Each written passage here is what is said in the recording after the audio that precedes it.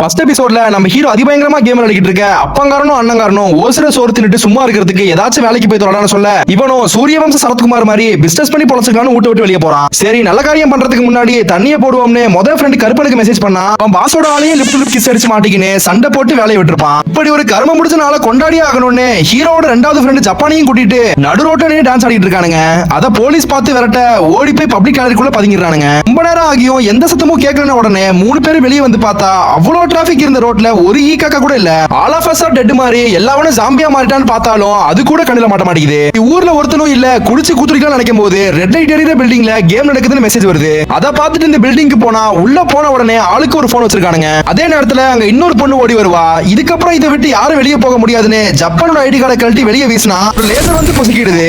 இவனுங்களும் அவ்வளவுதான் நம்மள முடிச்சு விட்டீங்கன்னு நினைக்க போன சேர்ந்து இன்னொரு பொண்ணு வர விளையாட்டு ஆரம்பிக்குது. இவனுங்க லிப்ட்ல ஏறி முத மாடிக்கு போனா போன்ல இருக்கிற டைமர் 2 நிமிஷம் காட்டி ஸ்டார்ட் ஆகிருது. இந்த கேம் என்னன்னா கொடுத்திருக்க டைமுக்குள்ள லைஃப் டெத்னு 2 கதவுல கரெக்டான கதவுக்குள்ள போயிடணும். இல்லனா லேசர் வந்து மண்டைய பொளந்துரும். உனக்கு ரெண்டாவது ரூமுக்குள்ள போக இன்னும் 10 செகண்ட் கம்மியாயிடுது. கருப்பா நம்ம ஹீரோவை பிடிச்சு தப்பிக்க விட மாப்பிள்ளன்னு கெஞ்சுவான். கொஞ்சம் மொல்ல கெஞ்சிருக்கலாம். நம்ம ஹீரோ கேம்ல வெறி பிடிச்சவன்றதுனால வாசல்ல நிக்கிற காரோட அளவை வச்சு இந்த மொத்த பில்டிங்கையும் 9 ரூமா பிரிச்சு அதுல நடப்பாதையும் லிப்டையும் கழிச்சுட்டு ஒத்த பெண்ணையும் பேப்பரையும் வச்சு தலைவர் ரூட் மேப்பே போட்டுறான். அதை வச்சு இவனுக்கு தப்பிச்சு வெளியே வந்தா 3 கிளவர் கால் வெளியே கிடக்குது. இதுல 3 நாளோட விசா அவங்களுக்கு கிடைக்குது. விசா மட்டும் இல்லனா உச்சி மோடில இருந்து உள்ளங்கால் வரைக்கும் லேசர் வந்து பிறந்துரும். இப்படி ஊரு பூரா விசா முடிஞ்சு எல்லாமே செத்துக்கிட்டு இருக்க இது பில்டிங் மேல இருந்து ஹீரோயினி மாசா பாத்துக்கிட்டு இருப்பா. ரெண்டாவது எபிசோட்ல ஹீரோவும் அவளோட ஃப்ரெண்டும் கேம் விளையாட தெரிஞ்சவளோட பேசிட்டு இருப்பானுங்க. அவன் 3 நாளைக்கு முன்னாடியே இங்க வந்து மாட்டிருப்பா. போன கேம் விளையாண்டதுல நம்ம ஜப்பானுக்கு கால்ல பலமா அடிபட்டு இருக்கோம். 3 நாள் கழிச்சு கேம் விளையாடுறதுக்குள்ள காலை சரி பண்றதுக்கு டாக்டரை தேடி அன்னைக்கு ராத்திரியே நம்ம பசங்க இன்னொரு கேம் போறாங்க. அங்கதான் நம்ம ஹீரோயினும் ஃபுல் ஃபார்ம்ல கேமுக்கு ரெடி ஆயிட்டு இருப்பா. 13 பேரோட இந்த கேம் ஸ்டார்ட் ஆகுது.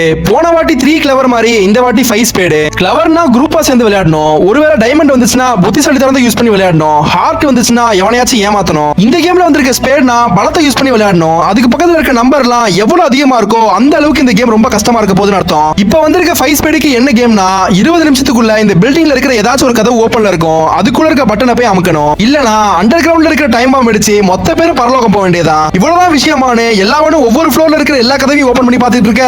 ஆனா வச்சாம்பாரு ட்விஸ்ட்னு குதிரை மாஸ்க் போட்டிருக்க ஒருத்தன் மிஷின் கன்னோட விரட்டி சுடுவான் பாரு. என்ன தாண்டி தொடரா பார்க்கலான்ற மாதிரி நிப்பான். ஆனா நம்ம ஜப்பானுக்காண்டி 2 பயபுள்ளிகளும் படாத பாடு படும்போது அக்கா மேனிபுலேஷன்ல பயபுள்ளை கூட அங்க அஜால் குஜால் பண்ணிட்டு இருப்பா. அங்க இருந்த ஒரு பாடி பில்டரோட சேர்ந்து கருப்பையங்க குதிரை மாஸ்க் போட்டிருக்க சமாளிச்சுக்கிட்டு இருக்க.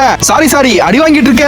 இங்க நம்ம ஹீரோவும் ஹீரோயினியும் கதவை கண்டுபிடிக்கிறதுக்கு போராடிக்கிட்டு இருக்காங்க. அதுல நம்ம ஹீரோயினி குரங்குக்கே டஃப் கொடுக்குற மாதிரி அங்கிட்டும் இங்கிட்டும் தாவிக்கிட்டு இருப்பா. இதுக்கு நடுவுல குதிரை மாஸ்க் போட்டவன் எவ்வளவு தூரத்துல இருந்தாலும் ஒரே ஒரு கதவை மட்டும் டார்கெட் பண்ணி சொல்றதை ஹீரோ பாத்துறான். ஹீரோ அந்த ரூமா தான் இருக்கணும்னு கண்டுபிடிச்சு உள்ள போனா அடங்கொம்மாலன்ற மாதிரி இன்னொரு குதிரை மாஸ்க் போட்டவன் கண்ணோட நிக்க அவனையும் சமாளிச்சுட்டு பட்டன் அமுக்கினாலும் போனா அங்க இன்னொருத்தர் தேவைப்படுது. நம்ம ஹீரோயினி தான் மலை குரங்காச்சு தப்பி வந்து கடைசி செகண்ட்ல பட்டன் அமுத்தி அம்புட்டு பேர் உசுறு படைச்சிடறானுங்க. ஆனா அந்த குதிரை மாஸ்க்ல இருந்தவங்களும் ஒரு பிளேயர் தான் கேம்ல தோத்து போய் சேர்ந்துடுறானுங்க.